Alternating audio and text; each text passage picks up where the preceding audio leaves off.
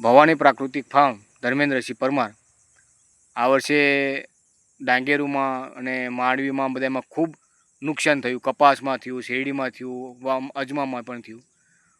તો આ વર્ષે ફૂગના હિસાબે સમસ્યા રહેશે, જે પછીનો વાવેતર થવાનું છે.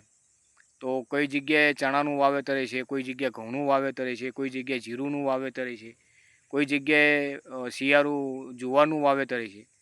તો આવા જે ખેડૂતો અલગ અલગ પાક વાવતા હોય, તો એવા પાક ખેડૂતોને મારે ખાસ અપીલ છે કે આ વર્ષે જમીનમાં હેજનું વધારે વાવવાથી સુકારાનો પ્રશ્ન રહેશે. તો તમે જે કોઈ પણ બીજને પટ આલતા હોય, જો પ્રાકૃતિક કરતા હોય તો તમે બીજા મૃતનો પટ આપી શકો.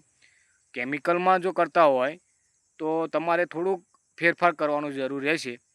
કેમ કે તમારે અતિશય સુકારાનો પ્રશ્ન હોય તો તમારે થોડુંક અલગ બનાવવું પડશે. અલગ એટલે નીમ ઓઇલથી તમારે પટ આપવો પડશે. પટ આપ્યા પછી થોડુંક ટાઈમ સુકાવા દેવાનું, અને અધકચરું સુકાય એ વખતે તમારે ટ્રાયકોડોમાનો પટ આપીને એને સૂકવી દેવાનું.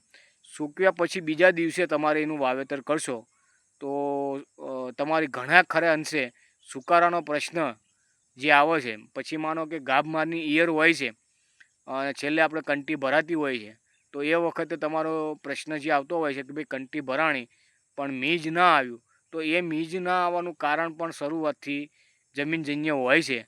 તો જો તમે આ બંને કરશો ને તો 100% તમને આમાં રાહત મળશે.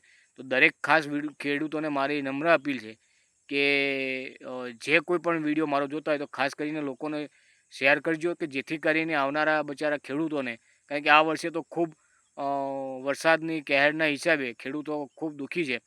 તો આવામાંથી થોડાકમાંથી પણ એ ખેડૂત બચી શકે.